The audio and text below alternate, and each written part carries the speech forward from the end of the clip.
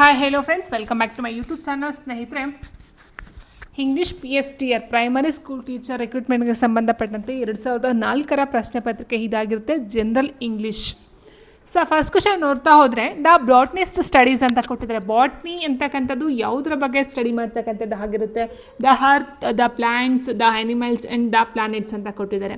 So ಕೊಟ್ಟಿರ್ತಕ್ಕಂಥ 4 ಆಪ್ಷನಲ್ಲಿ the earth ಅಂತಕ್ಕಂಥ ನೋಡ್ತಾ ಹೋದರೆ, ಅರ್ತ್ ಮೀನ್ಸ್ ಭೂಮಿ ಅಂತ ಹೇಳ್ತಾ ಹೋಗ್ತೀವಿ. ಇಟ್ ಮೀನ್ಸ್ ಜಿಯೋಗ್ರಫಿ ಅಂತ ಹೇಳ್ತೀವಿ. ಜಿಯೋ ಮೀನ್ಸ್ ಅರ್ತ್, ಭೂಮಿಯ ಬಗ್ಗೆ ಅಧ್ಯಯನ ಮಾಡ್ತಕ್ಕಂಥದ್ದು ಝುವಾಲಜಿ ಅಂತ ಹೇಳ್ತೀವಿ ಸ್ನೇಹಿತರೆ.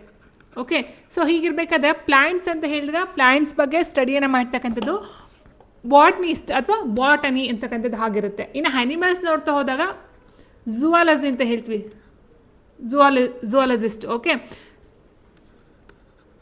ಇನ್ನು ಪ್ಲಾನೆಟ್ಸ್ ಬಗ್ಗೆ ಸ್ಟಡಿಯನ್ನು ಮಾಡ್ತಕ್ಕಂಥದ್ದು ಯಾವುದು ಅಂತಂದರೆ ಪ್ಲಾನೆಟಾಲಜಿ ಅಂತ ಹೇಳ್ತೀವಿ. ಪ್ಲಾನೆಟಾಲಜಿ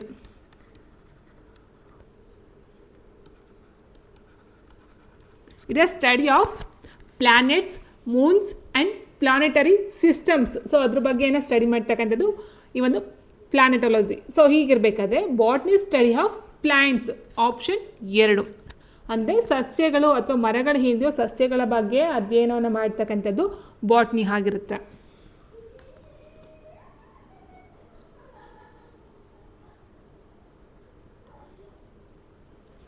the person who is in charge of a ship is ಅಂತ ಕೇಳಿದ್ರೆ, ಅಂದರೆ ಶಿಪ್ನ ಬಗ್ಗೆ ಅಥವಾ ಶಿಪ್ಪಲ್ಲಿ ಚಾರ್ಜ್ನ ತೊಗೊಳ್ತಕ್ಕಂಥದ್ದು ಯಾರು?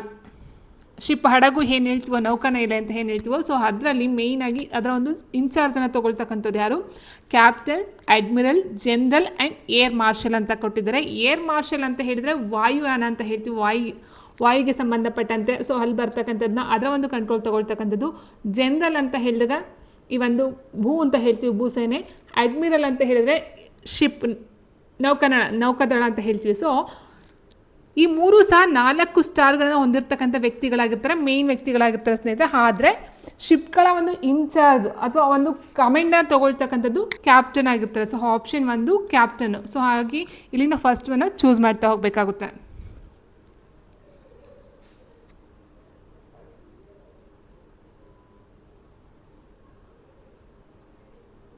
ಆ್ಯಂಡ್ ಮೂರನೇದು, one who dies for the noble cause is a hermit, sage, martyr, saint ಅಂತ ಕೊಟ್ಟಿದ್ದಾರೆ. ಒನ್ ಹೂ ಡೈಸ್ ಅಂದರೆ ಯಾವ ಒಬ್ಬ ವ್ಯಕ್ತಿ ಸಾಯ್ತಾನೋ ಫಾರ್ ದ ನೋಬೆಲ್ ಕಾಸ್ ಅನ್ನೋ ಒಂದು ಉದ್ದೇಶವನ್ನು ಇಟ್ಕೊಂಡು, ಸೊ ಉದಾತ್ತ ಉದ್ದೇಶಕ್ಕಾಗಿ ಯಾವ ಒಬ್ಬ ವ್ಯಕ್ತಿ ಸಾಯ್ತಾನೋ ಸೊ ಅಂತಾನೆ ಏನಂತ ಕರೀತಾರೆ ಅಂತ ಹೇಳಿದ್ರೆ ಆಪ್ಷನ್ 3 ಮಾರ್ಚರ್ ಅಂತ ಕರೀತಾರೆ. ಸೊ ಆಪ್ಷನ್ 3 ಇಟ್ ಮೀನ್ಸ್ ಯೋಧ, ಹುತಾತ್ಮ ಅಂತ ಹೇಳ್ತಕ್ಕಂಥದ್ದು ಆಗಿರುತ್ತೆ. One who studies the evolution of the mankind is are a are an ಅಂತ ಕೊಟ್ಟಿದ್ದಾರೆ. ಅಂದರೆ ಮಾನವಶಾಸ್ತ್ರ ಅಥವಾ ಮ್ಯಾನ್ಕೈಂಡ್, ಮಾನವನ ಬಗ್ಗೆ ಅಧ್ಯಯನವನ್ನು ಮಾಡ್ತಕ್ಕಂಥ ಸ್ಟಡಿಯನ್ನು ಮಾಡ್ತಕ್ಕಂಥದ್ದು ಯಾರು? ಆಂಥ್ರೋಪಾಲಜಿಸ್ಟು, ಆರ್ಚಿಯಾಲಜಿಸ್ಟು, ಆಸ್ಟ್ರೋನಮರು, ಆಸ್ಟ್ರೋಲಾಗರ್. ಸೊ ಇಲ್ಲಿ ಆಸ್ಟ್ರೋಲಾಗರ್ ಅಂತ ಹೇಳಿದ್ರೆ ಜ್ಯೋತಿಷ್ಯಗಳಂತ ಹೇಳ್ತೀವಿ. ಸೊ ಇದು ಭವಿಷ್ಯವನ್ನು ಹೇಳ್ತಕ್ಕಂಥದ್ದು ಆಗಿರುತ್ತೆ ಸ್ನೇಹಿತರೆ. ಸೊ ಹಾಗಾಗಿ 4th one ತಪ್ಪಾಗುತ್ತೆ. ಇನ್ನು ಆಸ್ಟ್ರೋನಮರ್ ಅಂತ ಹೇಳಿದ್ರೆ ಖಗೋಳಶಾಸ್ತ್ರಜ್ಞ ಅಂತ ಹೇಳ್ತೀವಿ, ಖಗೋಳದ ಬಗ್ಗೆ ಅಧ್ಯಯನವನ್ನು ಸ್ಟಡಿಯನ್ನು ಮಾಡ್ತಕ್ಕಂಥದ್ದು ಆಗಿರುತ್ತೆ. ಸೊ ಹಾಗಾಗಿ ಆಪ್ಷನ್ 3 ಸಹ ತಪ್ಪಾಗುತ್ತೆ. ಆರ್ಚಿಯಾಲಜಿಸ್ಟ್ ಅಂತ ಹೇಳಿದ್ರೆ ಪುರಾತತ್ವ ಶಾಸ್ತ್ರಜ್ಞ, ಅಂದರೆ ಪುರಾತನ ಒಂದು ಕಾಲದಿಂದ ಬಂದಿರತಕ್ಕಂಥ ಏನು ಈ ಒಂದು ಆಧಾರಗಳು ಅಥವಾ ಪಳೆಯುಳಿಕೆಗಳಾಗಿರ್ಬೋದು ಅಥವಾ ಈ ಒಂದು ಹಿಂದೆ ಬಿಟ್ಟಂತಹ ಆಧಾರಗಳೇನಿವೆ, ಸೊ ಅದ್ರ ಬಗ್ಗೆ ಸೈಂಟಿಫಿಕ್ಕಾಗಿ ರಿಸರ್ಚನ್ನು ಮಾಡ್ತಕ್ಕಂಥ ನಾವು ಆರ್ಕಿಯಾಲಜಿಸ್ಟ್ ಅಂತ ಹೇಳ್ತೀವಿ, ಪುರಾತತ್ವದ ಬಗ್ಗೆ. ಇನ್ನು ಉಳಿದಿರ್ತಕ್ಕಂಥ ಫಸ್ಟ್ ಆಪ್ಷನ್ ಆಂಥ್ರೋಪಾಲಜಿಸ್ಟ್ ಅಂತ ಹೇಳಿದಾಗ it is a study of man kind. So answer option 1.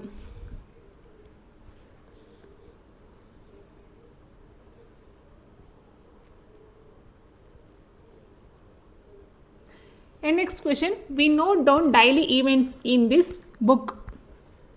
V note down daily events in this book. ಅಂದರೆ ಈ ಒಂದು ಬುಕ್ಕಲ್ಲಿ ನಾವು ಪ್ರತಿನಿತ್ಯ ನಮ್ಮ ಒಂದು ಡೈಲಿ ಈವೆಂಟ್ಸ್ಗಳನ್ನ ಬರಿತಾ ಹೋಗ್ತೀವಿ, ನೋಟ್ ಮಾಡ್ತಾ ಹೋಗ್ತೀವಿ. ಸೊ ಅದು ಯಾವುದಂತ ಕೇಳಿದ್ರೆ, ಸೊ ಅಲ್ಲಿ ಬರ್ತಕ್ಕಂಥದ್ದು ಇವೆರಡು ಬರೋದಿಲ್ಲ ಸ್ನೇಹಿತರೆ, DE ಬರೋದಿಲ್ಲ.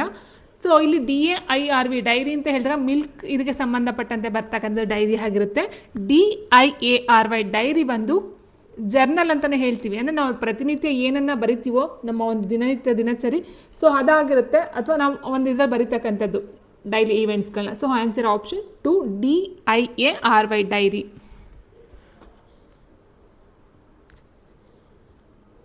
She speaks English very well ಅಂತ ಕೊಟ್ಟಿದ್ದಾರೆ. ಸೊ ಈ ಒಂದು ಕ್ವಶನ್ 2003ರ ಒಂದು ಪ್ರಶ್ನೆ ಪತ್ರಿಕೆಯಲ್ಲೂ ಸಹ ಸೇಮ್ ಕ್ವಶನ್ ಬಂದಿತ್ತು. She speaks English very well ಅಂತ ಹೇಳ್ತೀವಿ. Very good, very well, very quick, very perfect ಅನ್ನೋದಕ್ಕಿಂತ ಸೊ ಸರಿಯಾದಂಥ ಒಂದು ಮ್ಯಾಚ್ ಬರ್ತಕ್ಕಂಥದ್ದು ಸ್ನೇಹಿತರೆ. She speaks English very well. So ಚೆನ್ನಾಗಿ ಅಂತ ಅರ್ಥದಲ್ಲಿ ಬರುತ್ತೆ. ಚೆನ್ನಾಗಿ ಅವರು ಇಂಗ್ಲೀಷನ್ನು ಮಾತಾಡಬಲ್ಲರು ಅವಳು. ನೆಕ್ಸ್ಟ್, ಈ ಥಿಂಗ್ಸ್ ಹೈಲಿ ಡ್ಯಾಶ್ ಯು. ಈ ಥಿಂಗ್ಸ್ ಹೈಲಿ ಡ್ಯಾಶ್ ಯು ಅಂತ ಕೊಟ್ಟಿದ್ರೆ ಈ ಥಿಂಗ್ಸ್ ಹೈಲಿ ಆಫ್ ಯು ಅಂತಕ್ಕಂಥದ್ದು ಬರುತ್ತೆ ಸ್ನೇಹಿತರೆ. ಇಲ್ಲಿ ಆಫ್ ಬರುತ್ತೆ. ಅವನು ಥಿಂಗ್ಸ್ ಹೈಲಿ ಆಫ್ ಯು, ನಿನ್ನ ಬಗ್ಗೆ ತುಂಬಾ ಥಿಂಗ್ಸ್ ಯೋಚನೆ ಮಾಡ್ತಕ್ಕಂಥದ್ದು. So of you.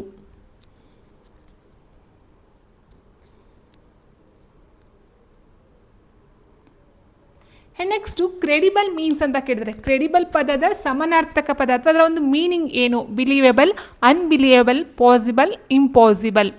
ಸೊ ಸ್ನೇಹಿತರಲ್ಲಿ ಕ್ರೆಡಿಬಲ್ ಅಂತ ಹೇಳಿದರೆ ಟ್ರಸ್ಟ್ ಅಂತ ಅರ್ಥದಲ್ಲಿ ಬರುತ್ತೆ. ಅಂದರೆ ಬಿಲೀವೇಬಲ್ ಅಂತ ಏನು ಹೇಳ್ತೀವೋ ಅಂದರೆ ನಂಬಲರ್ಹ, ನಂಬಿಕೆಗೆ ಯೋಗ್ಯವಾದ ಅಂತ ಅರ್ಥದಲ್ಲಿ ನೋಡ್ತಾ ಹೋಗ್ತೀವಿ. ಸೊ ಕ್ರೆಡಿಬಲ್ ಪ್ಲಸ್ ಬಿಲೀವೇಬಲ್ ಇವೆರಡೂ ಸಹ ಸಿನೋನಿಯಮ್ಸ್ ಬರುತ್ತೆ, ಸೇಮ್ ಮೀನಿಂಗ್ ಬರುತ್ತೆ ಸಿನೋನಿಮ್ಸು. ಓಕೆ, ಇನ್ನು ಅನ್ಬಿಲೀವೇಬಲ್ ಬಂದು ಆ್ಯಂಟೋನಿಯಮ್ಸ್ ಅಥವಾ ಆಪೋಸಿಟ್ ವರ್ಡ್ ಬರ್ತಕ್ಕಂಥದ್ದು. ಕ್ರೆಡಿಬಲ್ಗೆ ಅನ್ಬಿಲೀವೇಬಲ್ ಅಥವಾ ಬಿಲೀವೇಬಲ್ ಅಂತ ಏನಿದೆಯೋ ಸೊ ಅವೆರಡಕ್ಕೆ ಆಪೋಸಿಟ್ ವರ್ಡ್ ಬಂದು ಅನ್ಬಿಲೀವೇಬಲ್ ಬರುತ್ತೆ. ಸೊ ಇಲ್ಲಿ ಆನ್ಸರ್ ಆಪ್ಷನ್ 1 ಕ್ರೆಡಿಬಲ್ಗೆ ಸೇಮ್ ಮೀನಿಂಗ್ ಹೊಂದಿರತಕ್ಕಂಥದ್ದು believable. The opposite of audible is. ಆಡಿಯಬಲ್ಗೆ ಎಸ್ ಆಪೋಸಿಟ್ ವರ್ಡ್ ಆಂಟೋನಿಯಮ್ ಯಾವುದಂತ ಕೇಳಿದರೆ ಎಡಿಬಲ್, ಇನ್ ಎಡಿಬಲ್, ಇನ್ ಆಡಿಯಬಲ್, ಇನ್ ಡೆಲಿಯಬಲ್ ಅಂತ ಕೊಟ್ಟಿದ್ದಾರೆ. ಸೊ ಆಡಿಯೋ, ಸೊ ಇಲ್ಲಿ AUD ಆಡಿಯೋ ಅಂತಕ್ಕಂಥದ್ದು ಇರೋದ್ರಿಂದ ಇಲ್ಲಿ ನಾವು ಇನ್ ಆಡಿಯಬಲನ್ನು ತಗೊಳ್ಬೇಕಾಗುತ್ತೆ.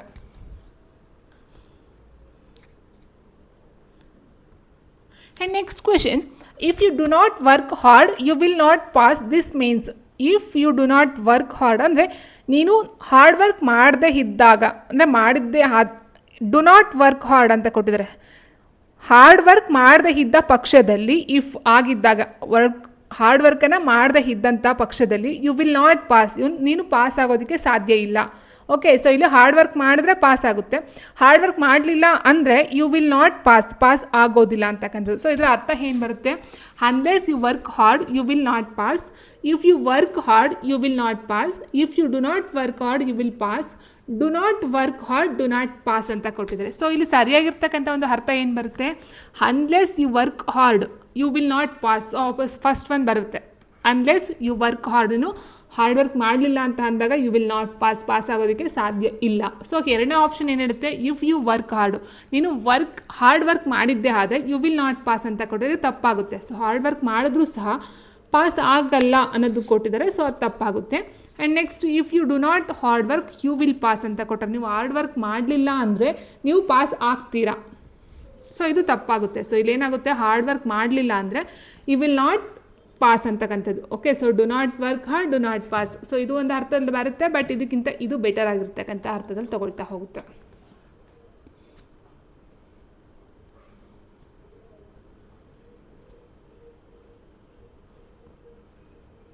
And next, she has been swimming in the pool since 2 hours. Which underlined part of the sentence has a mistake? ಅಂದರೆ ಕೊಟ್ಟಿರ್ತಕ್ಕಂಥ ಒಂದು ಸೆಂಟೆನ್ಸ್ ಏನಿದೆಯೋ ಅಲ್ಲಿ ತಪ್ಪಾಗಿರ್ತಕ್ಕಂಥ ಪಾರ್ಟು ಯಾವುದಂತ ಕೇಳಿದರೆ, she has been swimming in the pool since 2 hours ಅಂದರೆ 2 ಗಂಟೆಗಳಿಂದ ಏನು ಮಾಡ್ತಾರೆ? She has been swimming in the ಪೂಲಲ್ಲಿ ಸ್ವಿಮ್ ಮಾಡ್ತಾ ಇದ್ದಾರೆ. ಓಕೆ, ಇಲ್ಲಿ ತಪ್ಪಾಗಿರ್ತಕ್ಕಂಥ ಪಾರ್ಟ್ ಯಾವುದಂತ ಹೇಳಿದ್ರೆ ಇಲ್ಲಿ ಸಿನ್ಸ್ ಅಂತಕ್ಕಂಥದ್ದು ಏನಿದೆ 4th ಪಾರ್ಟು ತಪ್ಪಾಗಿದೆ. ಬಿಕಾಸ್ ಯಾಕಂತ ಹೇಳಿದರೆ ಸಿನ್ಸ್ ಬದಲಾಗಿ ಇಲ್ಲಿ ಫಾರ್ ಬರಬೇಕು. ಫಾರ್ 2 hours ಅಂದರೆ ಸಿನ್ಸ್ ಅಂತ ಹೇಳಿದರೆ ಸ್ಪೆಸಿಫಿಕ್ ಆಗಿ ಒಂದು ಪಾಯಿಂಟಲ್ಲಿ ಹೇಳ್ತಾರೆ. ಅಂದರೆ ಒಂದು ಕರೆಕ್ಟಾಗಿ ಒಂದು ಎಕ್ಸಾಕ್ಟ್ ಟೈಮನ್ನು ಕೊಡಬೇಕು. ಸೊ 2 o'clock ಅಂತ ಕೊಡಬಹುದು.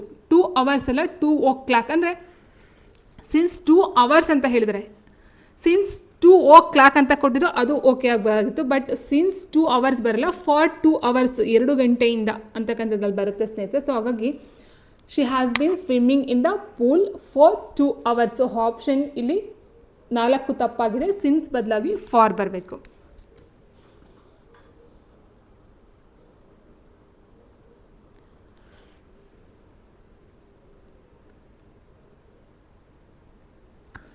ಸೊ ನೋಡಿ ಇಲ್ಲಿ my son goes to Europe once a year. The correct question word to get the underline words has answer is ಅಂತ ಕೊಟ್ಟಿದ್ದಾರೆ. ಅಂದರೆ ಅಂಡರ್ಲೈನ್ ಮಾಡಿರ್ತಕ್ಕಂಥ ಒಂದು ಪದ ಏನಿದೆಯೋ ಅದು ಆನ್ಸರ್ ಆಗಿ ನೀವು ಕ್ವೆಶನ್ನ ರೆಡ್ಯೂಸ್ ಮಾಡಿರ್ತಕ್ಕಂಥದ್ದು ಆಗಿರುತ್ತೆ. ಇಲ್ಲಿ when, how long, what time, how often ಅಂತ ಕೊಟ್ಟಿದ್ರೆ ಸರಿಯಾದಂಥ ಉತ್ತರ ಆಪ್ಷನ್ 4 ಹೌ ಆಫನ್ ಆಗಿರುತ್ತೆ. ಇಲ್ಲಿ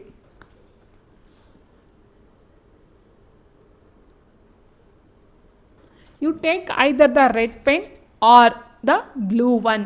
ನೀವು ಏನಾಗುತ್ತೆ, you take either the red pen ಅಥವಾ ಬ್ಲೂ ಪೆನ್ನ ಯು ಟೇಕ್ ನೀವು ತೊಗೊಳ್ಳಿ ಅಂತಕ್ಕಂಥದ್ದು ಆಗಿರುತ್ತೆ. ಸೊ ಇಲ್ಲಿ OR ಆಗಿರುತ್ತೆ. ಅಥವಾ ರೆಡ್ ಪೆನ್ ಅಥವಾ ಬ್ಲೂ ಪೆನ್ ಯಾವುದಾದ್ರೂ ಒಂದು ಅಂತ ಅರ್ಥದಲ್ಲಿ ಬರುತ್ತೆ.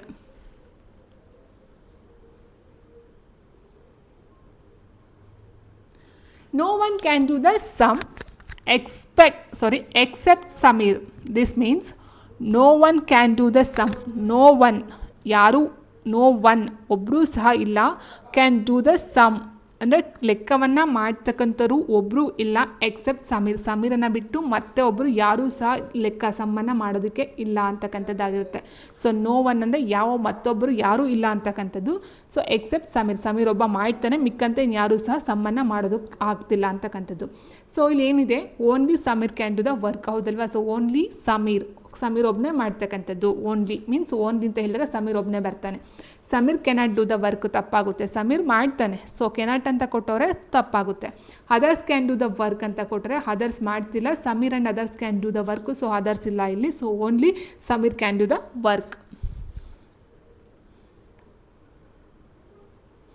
Prasad has collected 5,000 stamps. The appropriate passive voice form of this sentence ಅಂತ ಕೊಟ್ಟರೆ ಪ್ರಸಾದ್ ಹ್ಯಾಸ್ ಕಲೆಕ್ಟೆಡ್ 5,000 ಸ್ಟ್ಯಾಂಪ್. ಇದಕ್ಕೆ ಪ್ಯಾಸಿವೈಸನ್ನು ಮಾಡಬೇಕು. ಸೊ ಪ್ಯಾಸಿವೈಸ್ ಮಾಡಬೇಕು ಅಂದರೆ ಫಸ್ಟ್ ನಾವೇನು ಮಾಡಬೇಕು, ಬೈಯನ್ನು ಹ್ಯಾಡ್ ಮಾಡಬೇಕು. ಹೌದಾ, ಬೈನ ಹ್ಯಾಡ್ ಮಾಡಬೇಕು. ಅದಾದ ನಂತರ ಇಲ್ಲಿ ಹ್ಯಾಸ್ ಕೊಟ್ಟರೆ ನಾವು ಇಲ್ಲಿ ಬೀನನ್ನು ಸೇರಿಸ್ಬೇಕು.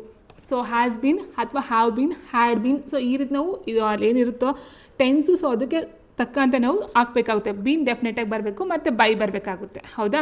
ಸೊ ಇಲ್ಲಿ ಏನಾಗಿದೆ, ಬೈ ಎಲ್ಲದರಲ್ಲೂ ಸಹ ಇದೆ. ಅಲ್ಲಿ ಹ್ಯಾಡ್ ಇರೋದ್ರಿಂದ ವರ್ ಬರಲ್ಲ ಸ್ನೇಹಿತರೆ, ವರ್ ಬರಲ್ಲ. ಬೀಯಿಂಗು ಸಹ ಬರಲ್ಲ. ING ಫಾರ್ಮ್ ಇದ್ರೆ ಮಾತ್ರನೇ ಬೀಯಿಂಗ್ ಬರಬೇಕು. ಅಲ್ಲಿ ING ಫಾರ್ಮು ಸಹ ಇಲ್ಲ. ಇನ್ನು ಉಳಿದಂತೆ ನೋಡ್ತಾ ಹೋದರೆ 5,000 stamps had been collected by Prasad. 5,000 stamps have been collected by Prasad ಅಂತ ಕೊಟ್ಟಿರೋ. ಸೊ ಕ್ವಶನ್ ಏನಿದೆ ಇಲ್ಲಿ ನೋಡಿ,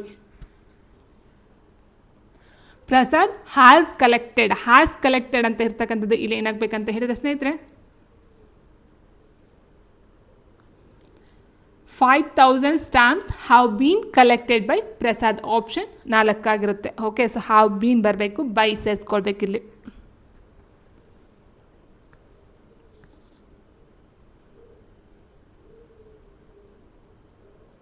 and next the 2 brothers loved ಅಂದರೆ ಇಬ್ಬರು ಬ್ರದರ್ಸ್ಗಳ loved themselves one others each other ಅಂತ ಕೊಟ್ಟಿದ್ದಾರೆ. ಸೊ ಇಲ್ಲಿ ಒಬ್ರಿಗೊಬ್ಬರು ಅಂತ ಅರ್ಥ ಬರುತ್ತೆ. ದ 2 ಬ್ರದರ್ಸ್ ಲೌಡ್, ಒಬ್ರಿಗೊಬ್ರು ಇಷ್ಟಪಟ್ಕೊಳ್ತಾರೆ ಬ್ರದರ್ಸ್ಗಳಂತಕ್ಕಂಥದ್ದು. ಸೊ ಈಚ್ ಅದರ್ ಅಂದರೆ ಒಬ್ರಿಗೊಬ್ರು.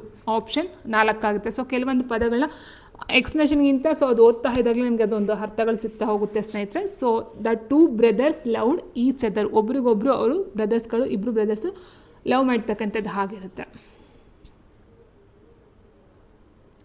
And next neither of the statements dash true ಅಂತ ಕೊಡ್ತಾರೆ. ಸೊ ಇಲ್ಲಿ ಒಂದು ಕನ್ಫ್ಯೂಷನ್ ಏನು ಮಾಡ್ಕೊಳ್ತಾರೆ ಅಂತ ಹೇಳಿದ್ರೆ, ಸ್ಟೇಟ್ಮೆಂಟ್ಸ್ ಅಂತಕ್ಕಂಥದ್ದು ಫ್ಲೂರಲ್ ಫಾರ್ಮಲ್ಲಿದೆ. ಸೊ ಹಾಗಾಗಿ ನಾವು ಫ್ಲೂರಲ್ ತೊಗೊಳ್ಬೇಕಂತ ಅಂದ್ಕೊಳ್ತಾರೆ. ಸೊ ಅದಲ್ಲ, ನೈದರ್ ಆಫ್ ದ ಸ್ಟೇಟ್ಮೆಂಟ್ಸ್ ಅಂದರೆ ಹೇಳಿಕೆಗಳು. ಸ್ಟೇಟ್ಮೆಂಟ್ಸ್ ಅಂದರೆ ಹೇಳಿಕೆ ಅಂತ ಹೇಳ್ತೀವಿ. ಹೇಳಿಕೆಗಳಲ್ಲಿ ನೈದರ್ ಆಫ್ ದ ಅಂದರೆ ಹೇಳಿಕೆಗಳಲ್ಲಿ, ಓಕೆ, ಹೇಳಿಕೆಗಳು 2 ಇದ್ದಾವೆ.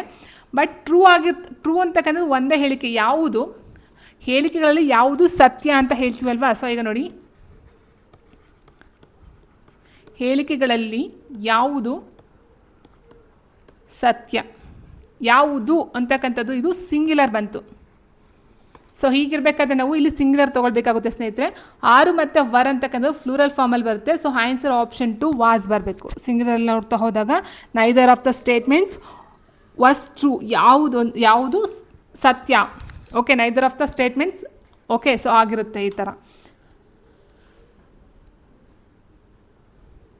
And next is rich is unhappy it means ಅಂತ ಕೊಟ್ಟಿದ್ದಾರೆ. Is rich is unhappy, is rich and unhappy, is rich and therefore is unhappy. So ಇಲ್ಲಿ ಕೊಟ್ಟಿರ್ತಕ್ಕಂಥದ್ದು ಅವನು ಶ್ರೀಮಂತ ಮತ್ತು ಅವನು ಸಂತೋಷವಾಗಿಲ್ಲ ಅಥವಾ ಅನ್ಹ್ಯಾಪಿ ಅತೃಪ್ತ ಆ ರೀತಿ ಬರ್ತಾ ಹೋಗುತ್ತೆ ಸ್ನೇಹಿತರೆ. ಎರಡನೇ ಆಪ್ಷನ್ ನೋಡ್ತಾ ಹೋದರೆ he is rich, okay, and therefore is unhappy, ಅವನು ರಿಚ್ ಆಗಿರೋದ್ರಿಂದ ಅವನು ಅನ್ಹ್ಯಾಪಿ ಆಗಿದ್ದಾನೆ. ಸೊ ಅದು ತಪ್ಪಾಗುತ್ತೆ. ಸೊ ಕರೆಕ್ಟಾಗಿ ಸೆಂಟೆನ್ಸಲ್ಲಿ ಆ ಒಂದು ಅರ್ಥ ಕೊಟ್ಟಿಲ್ಲ. ಹಿ is rich at unhappy, he is rich so he is unhappy ಅಂತ ಕೊಟ್ಟಿದ್ದಾರೆ. ಸೊ ಅವನು ರಿಚ್ ಆಗಿರೋದ್ರಿಂದನೇ ಅತೃಪ್ತನಾಗಿದ್ದಾನೆ ಅನ್ನೋದು ಸುಳ್ಳು. So he is rich at unhappy ಅಂದರೆ ಅವನು ಶ್ರೀಮಂತನಾಗಿದ್ದರೂ ಖುಷಿಯಾಗಿಲ್ಲ. ಈಸ್ ರಿಚ್ ಎಟ್ ಅನ್ಹ್ಯಾಪಿ, ಅವನು ರಿಚ್ ಅಂದರೆ ಶ್ರೀಮಂತನಾಗಿದ್ದರೂ ಅವನು ಖುಷಿಯಾಗಿ ಇಲ್ಲ ಅಂತಕ್ಕಂಥದ್ದು ಇದರ ಅರ್ಥ ಆಗಿರುತ್ತೆ.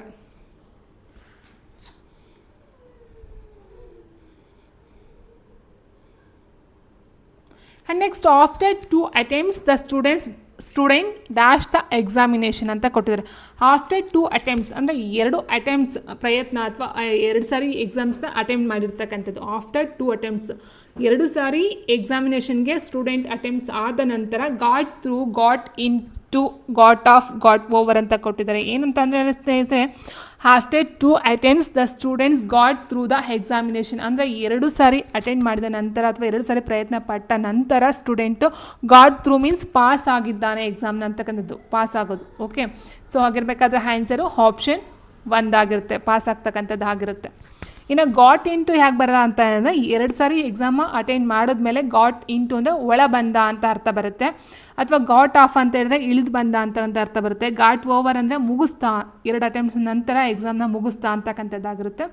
ಸೊ ಇಲ್ಲಿ after 2 attempts the student got through the examination, 2 ಸಾರಿ ಎಕ್ಸಾಮ್ನ ಪ್ರಯತ್ನ ಪಟ್ಟು ಲಾಸ್ಟ್ಗೆ ಏನು ಮಾಡ್ತಾನೆ ಅಥವಾ ಒಂದು ಇದರಲ್ಲಿ ಎಕ್ಸಾಮ್ನ ಪಾಸ್ ಮಾಡ್ತಾನೆ ಅಂತಕ್ಕಂಥದ್ದು ಆಗಿರುತ್ತೆ. And they did not play well the appropriate question tag is ಅಂತ ಕೇಳಿದರೆ. ಕ್ವೆಶನ್ ಟ್ಯಾಗ್ ಏನಾಗಿದೆ, ಫಸ್ಟು ಕೊಟ್ಟಿರ್ತಕ್ಕಂಥ ಸೆಂಟೆನ್ಸ್ ಏನಿದೆ ಇದು ಪಾಸಿಟಿವ್ ಅಥವಾ ನೆಗೆಟಿವ್ ಅಂತಕ್ಕಂಥ ನೋಡ್ಕೊಳ್ಬೇಕಾಗುತ್ತೆ. ಪಾಸಿಟಿವ್ ಕೊಟ್ಟಿದ್ರೆ ನಾವು ಕ್ವೆಶನ್ನ ನೆಗೆಟಿವ್ ಆಗಿ ಮಾಡಬೇಕು, ನೆಗೆಟಿವ್ ಕೊಟ್ಟಿದ್ರೆ ಪಾಸಿಟಿವ್ ಆಗಿ ಮಾಡಬೇಕು. ಸೊ ದೇ ಡಿಡ್ ನಾಟ್ ಅಂತ ಕೊಟ್ಟರೆ, ನಾಟ್ ಅಂತ ಹೇಳಿದಾಗ ಇಲ್ಲಿ ನೆಗೆಟಿವ್ ಬಂತು. ಸೊ ನಮ್ಗೆ ಏನಾಗಬೇಕು, ಇಲ್ಲಿ ಪಾಸಿಟಿವ್ ಬರಬೇಕು. ಸೊ ಕೊಟ್ಟಿರ್ತಕ್ಕಂಥದ್ರಲ್ಲಿ ಇಲ್ಲಿ ಏನು ಕೊಟ್ಟಿದ್ದಾರೆ, ಡಿಡ್ ಕೊಟ್ಟವರ, ಡೂ ಕೊಟ್ಟವರ, ಡೋಂಟ್ ಕೊಟ್ಟು, ಸೊ ಏನು ಕೊಟ್ಟವ ನೋಡ್ತಾ ಹೋದರೆ ಡಿಡ್ಡನ್ನು ಕೊಟ್ಟಿದ್ದಾರೆ ಸ್ನೇಹಿತರೆ. ಸೊ ಹಾಗಾಗಿ ನಮಗೆ ಡಿಡ್ ಬರಬೇಕು. ಇಲ್ಲಿ ನಾಟ್ ಇರೋದನ್ನ ನಾವು ನಾಟನ್ನು ತೊಗೊಳಂಗಿಲ್ಲ, ಪಾಸಿಟಿವ್ ಆಗಿ ಮಾಡ್ತಾ ಹೋಗಬೇಕಾಗುತ್ತೆ. ಸೊ ಆ್ಯಂಡ್ ನೆಕ್ಸ್ಟ್ ಇಲ್ಲಿ ಕೊಟ್ಟಿರ್ತಕ್ಕಂಥ ಪ್ರನೌನು ದೇ ಕೊಟ್ಟಿದ್ದಾರೆ. ಸೊ ಹಾಗಾಗಿ ಡಿಡ್ ದೇ ಆಪ್ಷನ್ 2 ಆಗಿರುತ್ತೆ. ಡಿಡ್ ಕೊಟ್ಟರೆ ಡಿಡ್ ತೊಗೊಳ್ಳಿ, ನಾಟ್ ಬರಲ್ಲ ಯಾಕಂದರೆ ಅಲ್ಲಿ ನಾಟ್ ಕೊಟ್ಟಿದ್ದಾರೆ. ಸೊ ಹಾಗಾಗಿ ನಾಟ್ಗಳು ಬರೋದಿಲ್ಲ, ದೇ ಆಗಿರುತ್ತೆ.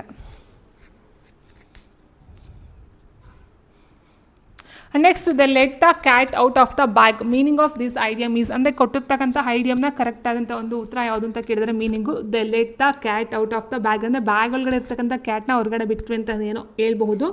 ಅದೇ ಸರಿಯಾದಂಥ ಒಂದು ಅರ್ಥ ಏನಂತ ಹೇಳಿದರೆ ಟು ರಿವೀಲ್ ಅ ಸೀಕ್ರೆಟ್ ಅಂದರೆ ಏನೋ ಒಂದು ಹೈಡ್ ಮಾಡಿರ್ತಾರೆ ಸೀಕ್ರೆಟ್ನ, ಸೊ ಅದನ್ನು ರಿವೀಲ್ ಮಾಡ್ತಕ್ಕಂಥದ್ದು, ಸೀಕ್ರೆಟ್ನ ಇಟ್ಕೊಂಡಿರ್ತಾರೆ, ಸೊ ಅದು ಇದಕ್ಕಿದ್ದಂಗೆ ರಿವೀಲ್ ಆಗ್ತಕ್ಕಂಥದ್ದು. ಓಕೆ, ಸೊ ಆ ಒಂದು ಅರ್ಥದಲ್ಲಿ ಬರುತ್ತೆ, ಹೈಡ್ ಮಾಡಿರ್ತಕ್ಕಂಥದ್ದನ್ನ ರಿವೀಲ್ ಮಾಡ್ತಕ್ಕಂಥದ್ದು, ಓಪನ್ ಈಚೆ ಹೇಳ್ತಕ್ಕಂಥದ್ದು ಆಗಿರುತ್ತೆ ಸೀಕ್ರೆಟ್ನ.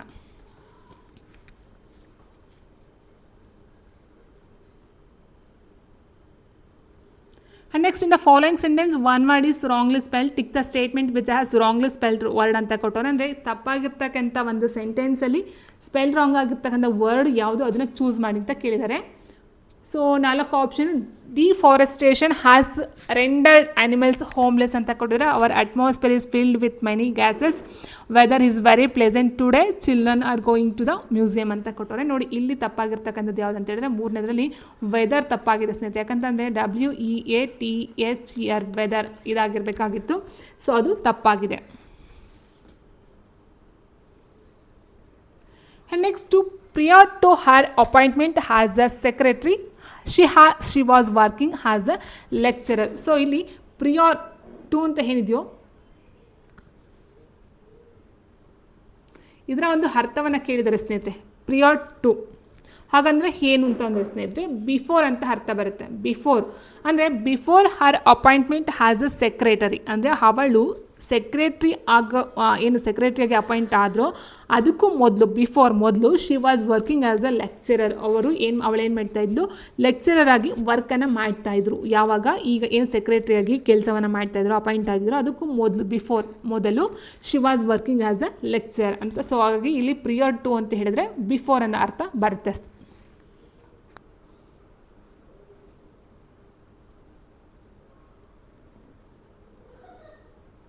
And next, he was the lion in the battlefield. The figure of speech used in the above sentence. ಅಂದರೆ ಏನು ಕೊಟ್ಟಿರ್ತಕ್ಕಂಥ ಒಂದು ಸೆಂಟೆನ್ಸ್ ಇದೆಯೋ ಫಿಗರ್ ಆಫ್ ಸ್ಪೀಚ್ನ ನಾವು ಐಡೆಂಟಿಫೈ ಮಾಡ್ತಾ ಹೋಗಬೇಕಾಗುತ್ತೆ. ಈ ವಾಸ್ ದ ಲಯನ್, ಅವನು ಲಯನ್ ಇನ್ ದ ಬೆಟಲ್ಫೀಲ್ಡ್, ಅಂದರೆ ಬೆಟಲ್ಫೀಲ್ಡಲ್ಲಿ ಅವನು ಲಯನ್ ಥರ ಮಾಡ್ದ ಅಂತಕ್ಕಂಥದ್ದು ಆಗಿರುತ್ತೆ, ಲಯನ್ ಥರ ಇದ್ದ ಅಂತಕ್ಕಂಥದ್ದು. ಸೊ ಇದೇನಾಗುತ್ತೆ, ಸಿಮಿಲ್ ಮೆಟಫೋರ್. ಸೊ ಇಲ್ಲಿ ಅಂತೆ ಅಂತ ಬರಲ್ಲ. ಈ was the lion in the ಬೆಟಲ್ಫೀಲ್ಡಲ್ಲಿ ಅವನು ಲಯನ್, ಸಿಂಹ. ಓಕೆ, ಬೆಟಲ್ಫೀಲ್ಡಲ್ಲಿ ಅವನು ಸಿಂಹ. ಸೊ ಹೀಗಿರಬೇಕಾದ್ರೆ ಇಲ್ಲಿ ಸಿಮಿಲ್, ಮೆಟಫೋರ್, ಪರ್ಸನಿಫಿಕೇಷನ್, ಐರನ್ ಅಂತ ಕೊಟ್ಟಿದ್ದಾರೆ. ಸಿಮಿಲ್ ಅಂತ ಬರಬೇಕಂತ ಹೇಳಿದ್ರೆ ಸ್ನೇಹಿತರೆ ಇಲ್ಲಿ ಲೈಕ್ ಬರಬೇಕು ಅಥವಾ ಹ್ಯಾಸ್ ಅಂತೆ ಅಂತಕ್ಕಂಥ ಒಂದು ಸಿಮಿಲೈಸೇಷನ್ ಬರ್ತಾ ಹೋಗಬೇಕು. ಸೊ ಹಾಗಾಗಿ ಇಲ್ಲಿ ಯಾವುದೇ ಒಂದು ಲೈಕ್ ಹ್ಯಾಸ್ ಅಂತಕ್ಕಂಥದ್ದು ಬಂದಿಲ್ಲ. ಸೊ ಸಿಮಿಲ್ ಬರಲ್ಲ. ಸೊ ಇದು ಮೆಟಫೋರ್ ಆಗಿರುತ್ತೆ. ಇನ್ನು ಕನ್ನಡದಲ್ಲಿ ಹೇಳಬೇಕು ಅಂದರೆ ರೂಪಕಲಂಕಾರ ಅಂತ ಏನು ಹೇಳ್ತೀವಿ, ಅಲಂಕಾರಗಳಂತ ಹೇಳ್ತೀವಲ್ವ. ಸೊ ಇದು ಮೆಟಫೋರ್ ಆಗಿರ್ತಕ್ಕಂಥದ್ದು. He was a lion in the ಬೆಟಲ್ಫೀಲ್ಡಲ್ಲಿ ಹಿ ವಾಸ್ ಅ ಲಯನ್ ಇವನು. ಸೊ ನೆಕ್ಸ್ಟ್ ನೋಡ್ತಾ ಹೋದರೆ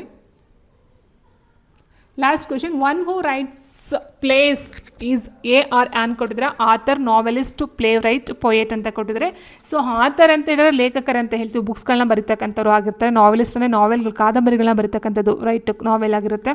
ಇನ್ನು ಪೊಯೆಟ್ ಅಂತ ಹೇಳಿದ್ರೆ ಪೊಯೆಟ್ಗಳನ್ನ ಬರೀತಕ್ಕಂಥ ಪೊಯೆಟ್ರಿ, ಓಕೆ ಪೊಯೆಟ್ ಬರ್ತಾರೆ. ಇನ್ನು ಪ್ಲೇ ರೈಟ್ ಅಂತಕ್ಕಂಥದ್ದು ಹೂ ರೈಟ್ಸ್ ಪ್ಲೇ ರೈಟ್ ಆಗಿರ್ತಾರೆ. ಅಥವಾ ಡ್ರಾಮಾ ಆರ್ಟಿಸ್ಟ್ ಅಂತ ಏನು ಹೇಳ್ತೀವೋ ಡ್ರಾಮಾ ಆರ್ಟಿಸ್ಟ್. ಸೊ ಇವರು ಬರ್ತಾರೆ, ಡ್ರಾಮಾಗಳನ್ನು ಬರೀತಕ್ಕಂಥದ್ದು, ನಾಟಕಗಳನ್ನು ಬರೀತಕ್ಕಂಥದ್ದು. ಸೊ ಅಲ್ಲಿ ಪ್ಲೇ ರೈಟ್ ಅಥವಾ ಡ್ರಾಮಾ ಆರ್ಟಿಸ್ಟ್ ಎರಡೂ ಸಹ ಬರ್ತಕ್ಕಂಥದ್ದು ಆಗಿರುತ್ತೆ. So answer option 3 play right ಆಗಿರುತ್ತೆ. ಸೊ ಇದು ಬಂದು 2004 PSTR ಪ್ರಶ್ನೆ ಪತ್ರಿಕೆ ಇಂಗ್ಲೀಷ್ ಆಗಿರುತ್ತೆ ಸ್ನೇಹಿತರೆ. ಸೊ ಈ ರೀತಿ ನೋಡ್ತಾ ಹೋಗಿ. ಈಗ ಆಲ್ರೆಡಿ ತುಂಬ ಕ್ವೆಶ್ಚನ್ ಪೇಪರ್ನ ಅಪ್ಲೋಡ್ ಮಾಡ್ತಾ ಹೋಗಿದ್ದೀನಿ. ಸೊ GK ಆಗಿರ್ಬೋದು, ಕನ್ನಡ ಆಗಿರ್ಬೋದು, ಇಂಗ್ಲೀಷು ಆ್ಯಂಡ್ ಸೈನ್ಸು, ಮ್ಯಾಥ್ಸ್ಗೆ ಸಂಬಂಧಪಟ್ಟಂತೆ ಅಪ್ಲೋಡ್ ಮಾಡಿದ್ದೀನಿ. ಆ್ಯಂಡ್ 2015 ಪೇಪರು ಸಹ ಅಪ್ಲೋಡ್ ಮಾಡಿದ್ದೀನಿ. ಸೊ ನೋಡ್ಕೊಳ್ತಾ ಹೋಗಿ.